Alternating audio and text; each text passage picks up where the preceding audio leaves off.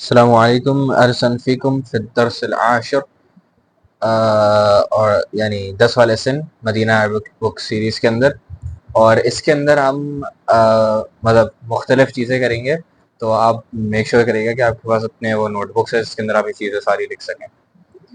اچھا، تو میں بیسکلی وہ یہ جو آپس میں بات کر رہے ہیں اس سے میں اسٹارٹ کروں گا. اس کے اندر جو بھی ہمیں نئی چیز سیکھنے کو ملے گی میں اس کو مطلب اس کے پھر فردر اس کی تشریح کروں گا، اس کو ایکسپلین کروں گا. تو پہلا اسٹارٹ کرتے ہیں. حامد من انت. حامد نے پوچھا ہے تم کون ہو؟ محمد انا طالب بالجامعہ. میں ایک طالب علم ہوں جامعہ کے اندر، جامعہ میں یا جامعہ کے اندر. اچھا، تو یہ حرف جر ہے. یہ جو با کے نیچے جو زیر ہے یا کسرہ ہے، اس کو انگلش کے اندر ان یا ایٹ میں کر سکتے ہیں، یا اس کو اردو کے اندر میں یا اس کے اندر.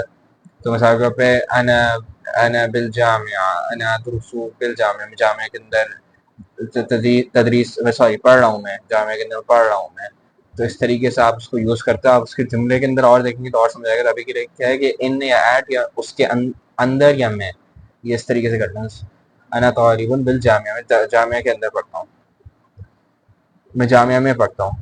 انت طالب جدید، انت طالب جدید، کیا تم ایک نئے طالب علم ہو؟ محمد نعم انا طالب جدید، ہاں میں ایک نیا طالب علم ہوں. حامد من این انت؟ محمد انا من الہند، میں انڈیا سے ہوں. حامد مسمک. اچھا، تو اس کے اندر ہم جو یہ ہم نے ابھی تک جتنے بھی جو ضمائر یا جو پروناؤن سیکھے تھے وہ ضمائر منقطعات ہے، یعنی یا منفصلہ تھے، یعنی وہ الگ سے تھے، مطلب وہ کسی بھی اسم کے ساتھ جڑے ہوئے نہیں تھے. یہ ہے ضمائر متصلہ. یہ بیسکلی سمجھیں، یہ جو آپ کے جو اسم ہے اس کے ساتھ جڑے ہوئے ہوتے ہیں. تو ابھی ہم اس سبق کے اندر ہم 4 سیکھیں گے. ک، ہو، ہا، ای. تو ک کا مطلب ہوتا ہے تمہارا، تمہارا. ہو یعنی اس کا، ہا یعنی اس کا لیکن مؤنث ہے، اور یہ یعنی میرا. تو حامد نے پوچھا ہے مسمو کا، تو یہ ما کا تو آپ کو مطلب پتا ہے کیا ہے اس کا مطلب، یا واٹ. اور اسم کا مطلب ہوتا ہے نام. اسم کا مطلب ہے نام. تو اسمو کا اس میں اینڈ میں، اور جیسے عربی کے اندر اس طریقے سے ہوتا ہے کہ آپ اس کو اینڈ میں مطلب جوڑ دیتے ہو، اور وہ اینڈ میں آتا ہے. پہلے اسم آتا ہے پھر آپ کا وہ ضمیر آتا ہے. تو مسمو کا یعنی تمہارا نام کیا ہے. اگر مجھے کہنا تو اس کا نام کیا ہے، میں بولتا مسموہو. اگر یہ مذکر ہے. اگر مؤنث ہوتا مسموہا.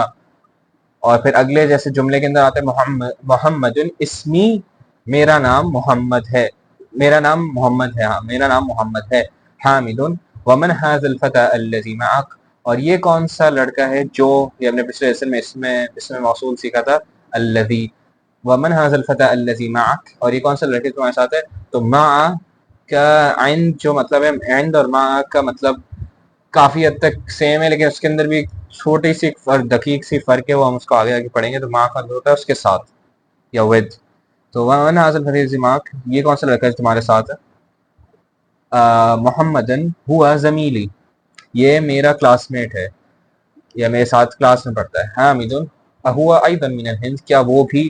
تو یہ پہلے جو حمزہ ہے حمزۃ الاستفہام ہے. اہوا، ہوا یعنی یہی ایک ضمیر ہے مذکر کے لیے. اہوا ایضا من الہند. محمد لا ہوا من الیمن، نہیں وہ جاپان سے ہے. حامد مسموہ، اس کا کیا نام ہے. اسمہ حمزۃ. اچھا، تو اس کے اندر ہم نے جو ابھی تک پڑھا ہے کہ جو مذکر یعنی جو مردوں کے لیے جو مذکر جو مردوں کے لیے جو اسما ہے یعنی جو نام ہے وہ اس کے اندر تنوین آتی ہے، لیکن جو عورتوں کے لیے ہوتا ہے اس میں تنوین نہیں آتی. لیکن اگر مردوں کا نام ہو اور اس کے اندر اینڈ میں تا مربوطہ ہو تو اس کے اندر تنوین نہیں آتی. یہ بس ایک عربی کی چیز ہے. تو مثال کے طور پہ حمزۃ، معاویۃ، اسامۃ، تو اس قسم کے نام کے اندر ساروں کے اندر تنوین نہیں آئے گا. تو پھر اگلا ہے اس کا. حامد ما لغتک یا محمد، تمہاری کون سی زبان ہے. اگر اس کو ہم بالکل مباشرتاً یعنی ڈائریکٹلی ٹرانسلیٹ کریں، ما لغتک یا محمد، تمہاری کیا زبان ہے. یعنی تم زبان وہ والی نہیں، یعنی زبان جو تم بولتے ہو. محمدن میری زبان الاردویہ، سوری الاردیہ، تو الاردیہ یعنی اردو ہے. حامد اہی لغۃ سہلہ، کیا کیا وہ ایک آسان زبان ہے؟ محمد نعم ہی لغۃ سہلہ، ہاں یہ ہاں وہ ایک آسان زبان ہے. حامد و حمزۃ ما لغتہ، اور حمزہ اس کی کیا زبان ہے؟ محمد لغتہ الیابانیہ، اس کی زبان جاپنیز ہے. وہی لغۃ صعبہ، اور وہ ایک مشکل زبان ہے. تو اس میں ادھر ایک چھوٹا سا وہ تصویر بھی ڈال دی ہے کہ اللغۃ الیابانیہ کیسی ہوتی ہے. آئین ابو کا یا محمد.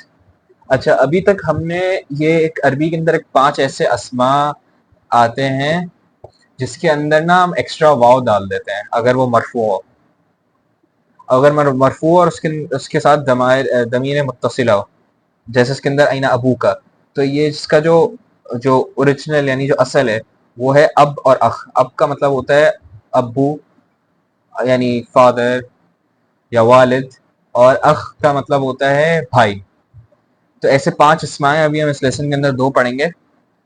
تو اب کا مطلب ہوتا ہے ادب والد، اور اخ کا مطلب ہوتا ہے بھائی. تو اگر اس کے اندر ہم مثال کے اس نے کا ڈالا ہے، کا یعنی تمہارے، تو تمہارے آئین ابو کا ہے، تمہارے والد کہاں ہیں؟ تو والد اس کو صحیح ٹرانسلیٹ نہیں، اس کو ابو یا اسی طریقے سے کریں، تمہارے ابو کہاں ہیں؟ آئین ابو کا ہے محمد. جس وجہ سے آپ نوٹس کریں اس کے اندر ایک ایکسٹرا واو آ گیا. اگر اخ ہوتا تو اس کے اندر بھی ایکسٹرا واو آتا. اور یہ سارے مرفوع کیسز جتنے بھی اس کے اندر ہو گئے، آئین ابو کا، آئین یعنی مثال کے اوپر آئین ابو ہو، آئین ابو ہا، تو سبوں کے اندر اس طریقے سے ایکسٹرا واو آئے گا. لیکن اگر میں بولتا ابھی، جو اگلے اس جملے کے اندر بولتا ہے ابھی فی الکویتی، میرے ابو کویت کے اندر ہے، تو پھر اس کے اندر ایکسٹرا واو نہیں آئے گا. تو یہ 5 اسماء کے ساتھ ایسا ہوتا ہے. 2 ہم نے سیکھ لی ہیں، 3 ہم آگے جا کے سیکھیں گے. اور یہ ایک ظاہر سی بات ہے، ایک وہ ریمائنڈر ہے کہ ظاہر سی بات ہے جب آپ ایک ضمیر متصلہ ایڈ کریں گے یا اس کو ڈالیں گے کسی اسم کے ساتھ تو اس کے اندر تنوین نہیں آئے گا. تو نام ابھی فی الکویت تھی، میرے ابو کویت میں ہے. ہوا طبیب شہیر، وہ ایک مشہور ڈاکٹر ہے. حامد این امک، اور تمہاری امی کا ہے؟ محمد ہی ایضا فی الکویت مع ابی، وہ بھی کویت میں ہے میرے ابو کے ساتھ. ہی مدرسۃ ہناک، وہ ایک استانی ہے ادھر. تو اچھا ہم نے ابھی تک جو فعل پڑھے ہیں اس کے اندر ہم نے صرف ایک ہی صیغہ پڑھا ہے جو ہے ماضی کا، کسی یعنی مذکر ماضی اور کسی ایک بندے کی طرف اشارہ کرنے کے لیے، یعنی وہ گیا تھا. صحابہ کا مطلب یہ ہوتا ہے. لیکن اس درس کے اندر ہم 2 نئے صیغے پڑھیں گے. ذہبتا، یعنی اگر آپ کسی بھی فعل کے اندر آگے تا لگا کے اس کے اوپر زبر ڈال دو گے تو وہ ہو جائے گا تم گئے تھے. یعنی وہ کسی اور جو مخاطب، جس سے مخاطب ہو، وہ اگر مذکر ہو اور وہ ایک بندہ ہو تو آپ بولو گے ذہبتا، تم گئے تھے. اور باقی جو ہم نے 2 افعال اور پڑھے اس کے اندر بھی یوز ہو سکتا ہے کہ خرجتا، جلستا. اور اگر مجھے بولنا ہو میں گیا تھا تو میں بولوں گا ذہبتو، اور اگر مجھے بولنا ہو میں نکلا تھا تو خرجتو. مطلب فعل کے اندر اگر ہمیں ماضی کا صیغہ اپنے لے یعنی فرسٹ پرسن، یعنی میں گیا تھا یا میں نکلا تھا، تو اس کے لیے ہم اینڈ میں ایک تا ڈال کے اس کے اوپر دمہ یعنی پیش ڈالیں گے. اور اگر اس کے اندر بولنا ہو کہ تم گئے تھے یا تم نکلے تھے یا تم بیٹھے تھے تو اس کے اندر ایک تا ڈال کے اس کے اوپر ایک فتحہ یعنی ایک زبر ڈالنا ہوگا. جیسے اس کے اندر ہے اذهبت الى الكويت یا محمد، کیا تم کویت گئے تھے محمد؟ محمد نعم ذهبت، ہاں میں گیا تھا. حامد وزمیلک این ابوہ، جیسے میں نے اوپر کہا تھا کہ واو آئے گا تو ابوہ، اور تمہارا جو کلاس میٹ ہے اس کے ابو کا ہے. ابوہ فی الیابان ہوا تاجر کبیر، وہ ایک بڑے تاجر ہیں. ابوہ فی الیابان. اچھا حامد الک اخ یا محمد. اچھا اس کے اندر ایک بہت امپورٹنٹ ایک نوٹ ہے کہ ہم نے پچھلے ایسے میں پڑھا تھا کہ لی جو ہے وہ حرف جر ہے. تو ظاہر سی بات ہے جب یہ ضمیر متصلہ کے ساتھ آئے گا تو یہ چینج ہو جائے گا، لکا ہو جائے گا، لہو ہو جائے گا، لہا ہو جائے گا. تو اور جب بھی آپ کو بولنا ہو مثال کہ میرا ایک بھائی، میرے پاس ایک بھائی ہے، یا میرا ایک بھائی ہے یا اس کا ایک بھائی ہے، تو آپ عند نہیں استعمال کرو گے، ماں تو بالکل بھی نہیں کرو گے، آپ استعمال کرو گے لی. تو جیسے اس نے پوچھا الکا، کیا تمہارا ایک بھائی ہے؟ الکا اخ یا محمد. محمد جواب دیتے ہیں نعم لی، میرا ایک بھائی ہے، اخ واحد اسمہ اسامہ وہو معی ہنا فی المدینہ المنورہ. ولی اختن واحدۃ. اچھا اس کے نام نوٹس کریں گے کہ کیونکہ یہ نعت ہے اور یہ منعوت ہے یعنی یہ صفت اور موصوف ہے تو اس کے اندر بھی واحد مذکر کے لیے اور کیونکہ یہ اخت یعنی بہن کو کہتے ہیں تو اخت واحدۃ یعنی ایک بہن ہے تو یہ مؤنث اس وجہ سے واحد جو ایک جس واحد یعنی ایک وہ بھی آپ کو مؤنث یعنی تا مربوطہ آ جاتا ہے. اخت واحدۃ اسمها زینب وہی فی العراق مع زوجها مہندس. تو آپ کو اب یہ سینٹینسز یہ جملے پڑھ کے سمجھ آ گیا ہوگا کہ ماں اور عند میں کیا فرق ہوتا ہے. ماں اور عند میں بس سمپلی یہ فرق ہوتا ہے کہ ماں ہوتا ہے کہ آپ کے پاس یعنی حرفین یعنی باقی وہ چیز آپ کے پاس مطلب ابھی ہو مثال پہ کہتے ہیں میرے ساتھ میرا بھائی ہے میرے ساتھ میرا بھائی اور عند کا مطلب ہوتا ہے بس آپ کے پاس ہو ضروری نہیں ہے کہ آپ کے مطلب آپ کے ساتھ ابھی موجود ہو. مثال پہ مجھے اگر میں پوچھوں عندک سیارہ عندک سیارہ اگر میں یہ بولوں گا تو اس کا مطلب یہ ہے کہ تمہارے پاس کی گاڑی ہے تو وہ جواب دے سکتا ہے نعم لیکن اس کا مطلب یہ نہیں ہے کہ اس کے پاس ابھی گاڑی ہوگی یا اس کے ساتھ گاڑی ہوگی یا مطلب جہاں پہ وہ رہتا ہے اس جگہ پہ گاڑی ہو شاید وہ گاڑی کہیں اور پارک کر کے آیا ہو. تو یہ سمجھے ایک چھوٹا سا فرق ہے جملے کے اندر پڑھ کے آپ کو اور سمجھ میں آئے گا.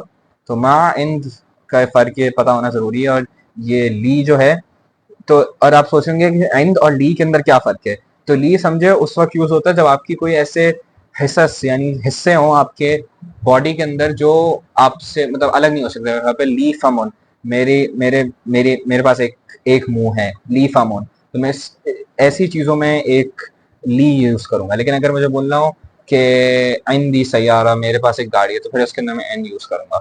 اچھا جیسے میں نے پہلے لیسن کے اندر اشارہ کیا تھا کہ ماں جو ہوتا ہے بہت ہی یعنی مختلف معانی ہوتے ہیں. ہم نے ابھی تک تو بس اس کا ایک ہی مطلب پڑھا تھا ہوتا کیا یا جس کو انگلش کے اندر واٹ کہہ سکتے ہیں. ادھر ہم دوسرا مطلب اس کا سیکھیں گے جو نفی کے لیے یوز ہوتا ہے. جیسے اس کے اندر اس نے بولا ہے حامد نے پوچھا ہے عندک سیارۃ یا اخی کیا تمہارے پاس ایک گاڑی ہے میرے بھائی. محمد جواب دیتا ہے لا ما عندی سیارہ نہیں میرے پاس نہیں ہے یہ نفی ہو رہی ہے ادھر. عندی دراجہ میرے پاس ایک سائیکل ہے. حمزہ اس کے پاس عندہ سیارہ. تو یہ ہمارا لیسن 10 کمپلیٹ ہوا. آپ میک شور کریے گا جتنی بھی اس کے اندر نئی چیزیں سیکھیں اس کو نوٹ ڈاؤن کریں اور جو بھی نئی مفردات سیکھیں اس کو یاد کریں اور تمارین کو سالو کریں. مع السلام.